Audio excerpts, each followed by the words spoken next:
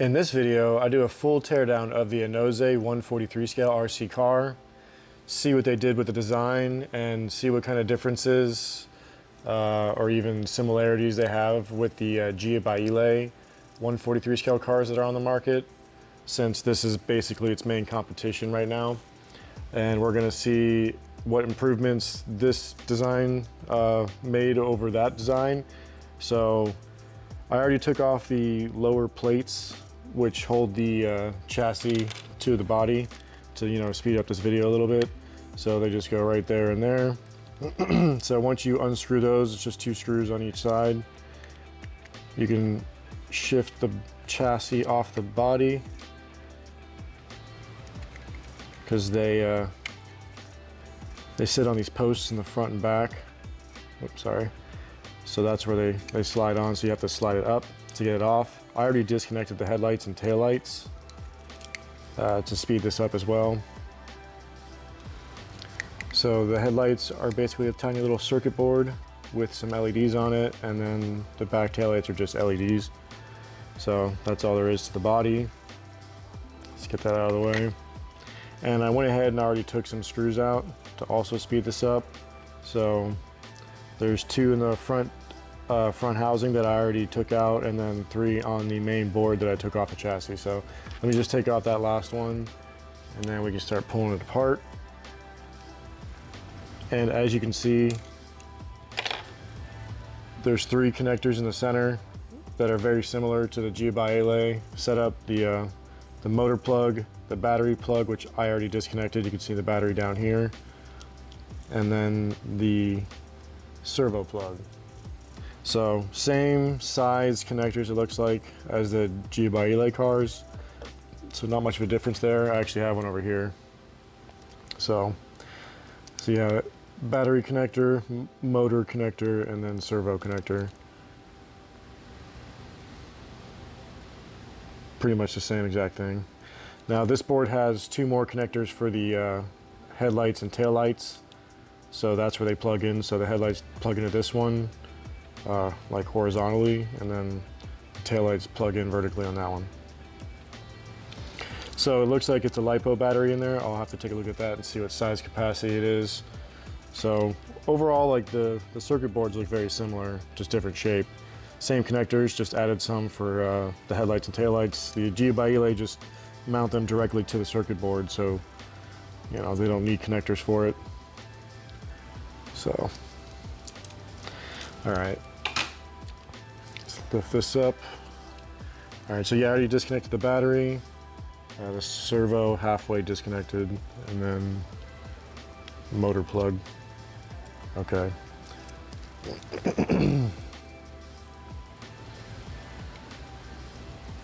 So this is the chassis.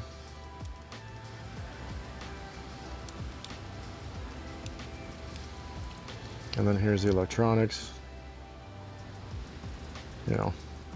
Very basic but effective. Look how long that button is to get all the way through to reach here. It's funny. But yeah, that's all there is to it. And here's the multicolored LEDs on each corner, which with this design is kind of pointless because when it's on the chassis, there's barely any room that the light can get through, since the chassis is blocking like half the LED when this is on. So that's why you barely see any light coming out of here. So I wish they would have saved the money on the LEDs and put it into like, a gyro or some bearings or something on this instead. But it is what it is. So yep, that's all there is to the electronics of this board. So I gotta take off a bunch more screws.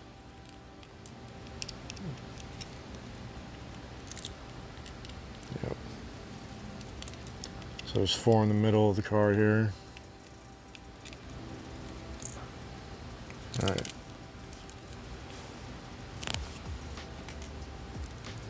And then there's 1 in the front and back I need to get.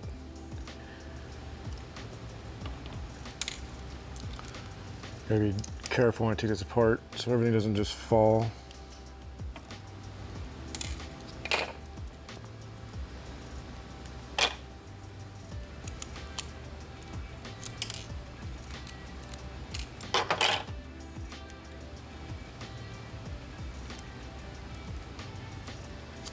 Okay, so this is one piece, and this is separate. All right.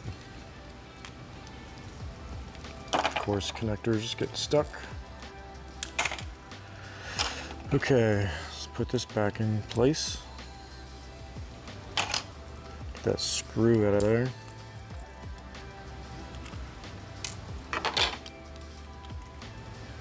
Yep. All right. So this is falling apart. You got the little dog bones, these little knuckles, the rear rigid axle, and drive shaft with the gears. Some pretty nice gears. I'd say might be better than the Jiabaile setup. Like, they use one of these.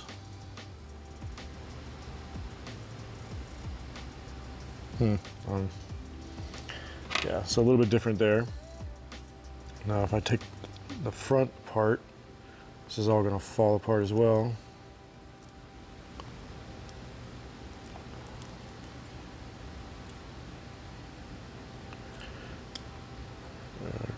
Okay. Let's take these out. Sorry for the focus and everything, just hard to take this apart without getting my hands in front of the camera. Okay, so yep, looks like the axle on the front and back are the same. So they're, you know, interchangeable, there's no difference between them.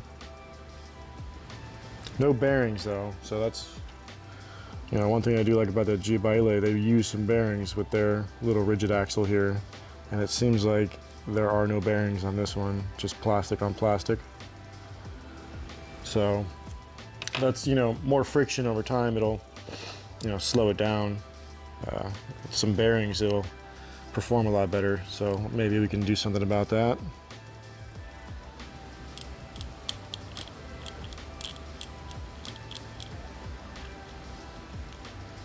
Okay, overall it's a pretty good design. I'm planning on probably changing this up, maybe 3D printing something to adjust the wheelbase. And of course making it rear-wheel drive and giving it more steering angle, which I'll do that later on after I take this apart and then test it out with the DOS Micro V5 gyro on it. And then I will start modding it after that. So just want to show everybody what's inside this thing first before I basically ditch this design and just do on my own. So typical little brush motor.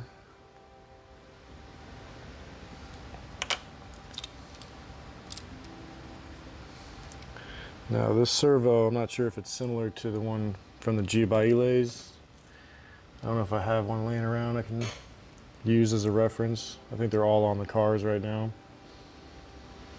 I do have a digital Metal Gear one that's a little bit bigger, but I'm probably gonna switch to this one since I have one just laying around. I was waiting to use this on one of these rear-wheel drive setups, so this will probably be a good one to use it on. I'll have to modify it to make it fit.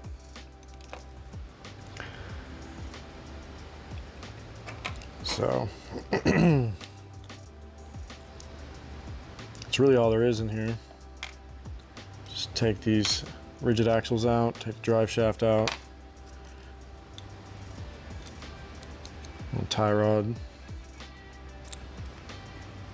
So like most of the all-wheel drive setups out there, they're using the typical little tie rod that's similar to like miniz, and Jiabaile does the same thing.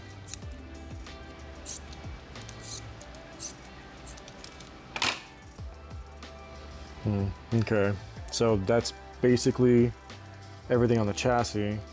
You know, just this plastic housing attached to the metal plate at the bottom. So I'll just put that over here, and then we'll take a look at the wheel hubs. So this is one of the rear ones. It's got two little nubs that go into here. And if you could like change that, you would change the toe, but you can't move that, so they stay that way. right. So let's see what's inside one of these. I'm curious to see if the wheel hub has the metal sleeves in there.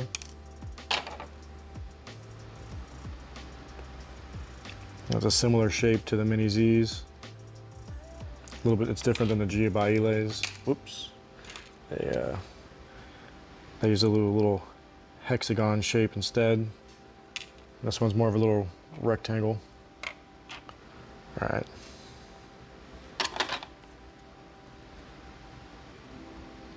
Yeah, look how much stuff already starts collecting inside these, so make sure you clean these out all the time, because I barely even drove this thing so far and that's already got a lot in there.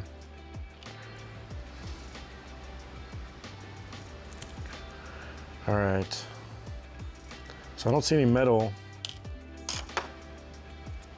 There's no metal sleeve or anything in the rear one. So it looks like it's just plastic on plastic.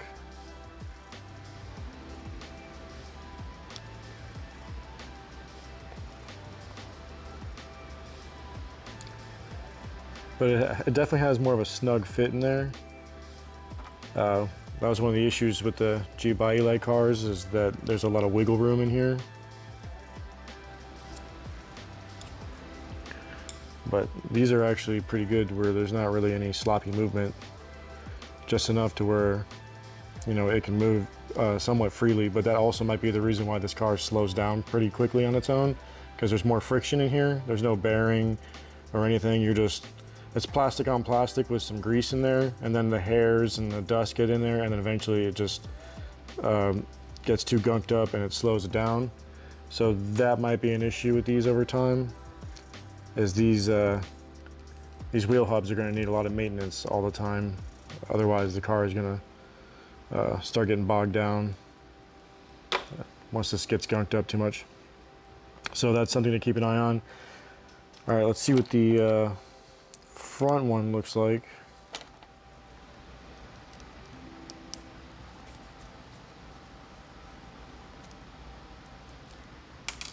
Just one screw holds them on. Yeah, so much stuff in there.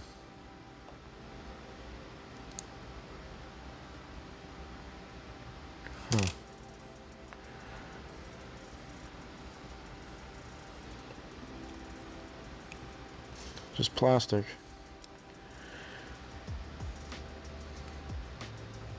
No metal sleeve or anything.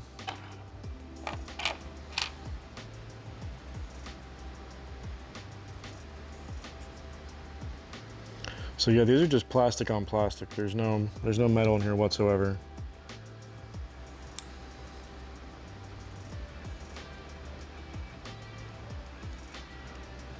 So that causes a lot of friction. And yeah, these need to be like switched up to where it's got a bearing in here. If you haven't seen already, go check out German RC Creations channel. He's like the only guy out there so far I've watched that has modified these already, where he put bearings in here and used a metal sleeve and like a piece of a metal straw to fill in the space there with the bearing, and then glued it in place, and they seem to work pretty good with that.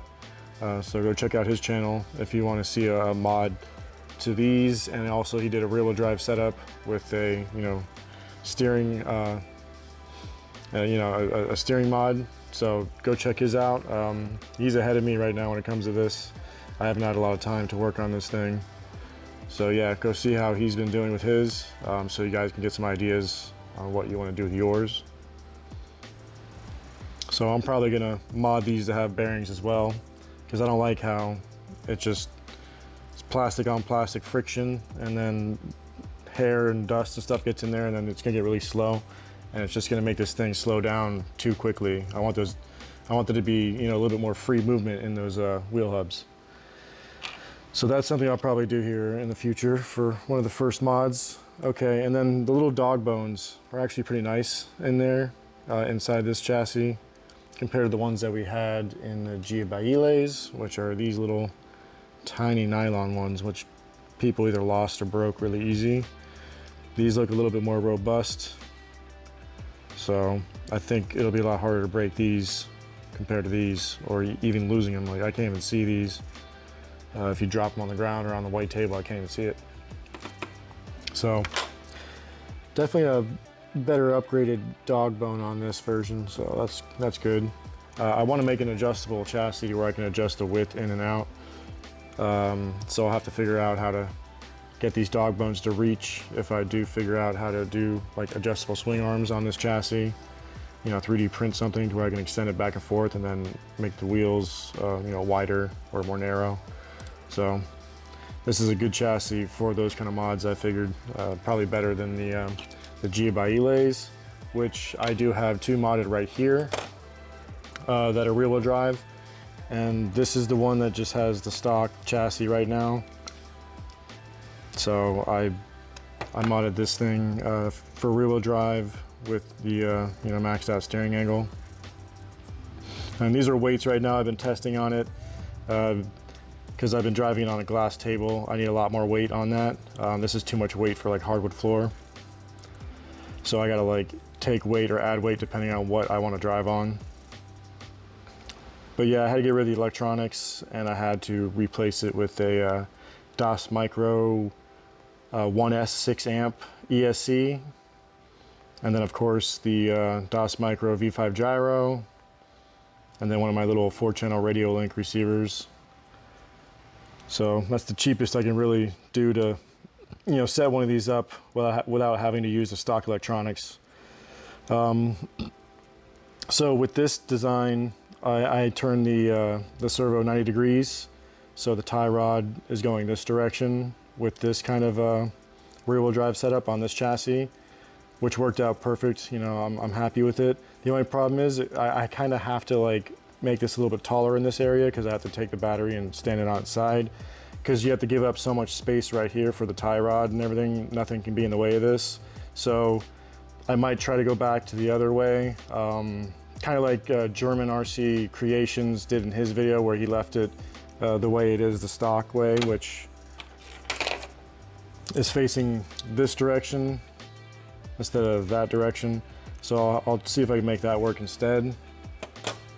Because I want to make it as low profile as possible. So if I decide to use bodies like this McLaren body, I need like as low as I can get with, you know, the least amount of space taken up, since there's barely any room in here because of the doors and everything, which I can, you know, remove some of the stuff and cut some of the stuff away if I have to. But if I can make it just slim down right off rip and not have to worry about that, that would be great. So I could just put any kind of die cast body without having to grind away too much metal to make it fit. So that's what I hopefully can manage to pull off with this chassis in the future here. But so this is just one of the regular chassis from the Jiabaile that I didn't really, I didn't change. I didn't make it, you know, I didn't mess with the wheelbase or anything. So that's one of the two that I made, rear-wheel drive with the steering angle. This one came out pretty good. And what's nice is I can tune it with my transmitter and fine tune it to drift the way I want it to, because with the stock electronics, you wouldn't have the ability to do that. Which is almost why it's necessary to have to switch out the stock electronics if you decide to go rear-wheel drive to even get the car to respond correctly, because it's not going to be tuned good on the stock electronics for a rear-wheel drive setup. So here's my other one. This was the adjustable chassis. So I can, you know, extend the wheelbase to fit like some of these die-cast bodies on here. Like this one has a longer wheelbase than the stock Jiabaile. So I had to extend it to get this body to fit, which is what I did with this 3D printed piece here. I just made some slots, cut the chassis in half, and then now I can extend it back and forth to, you know, fit longer bodies on it. And the steering angle design up front is the same as basically the other one, because it works for this this chassis pretty well. But for the other one, like I said, I'll probably put it 90 degrees the other way, similar to my wltoys K969. So you can see I have the servo here, and it pushes it back and forth that way. And it's hard to move it sometimes. There we go.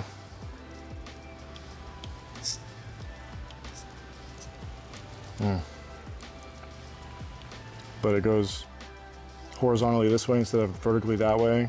So I have all that extra room for the electronics, batteries and everything.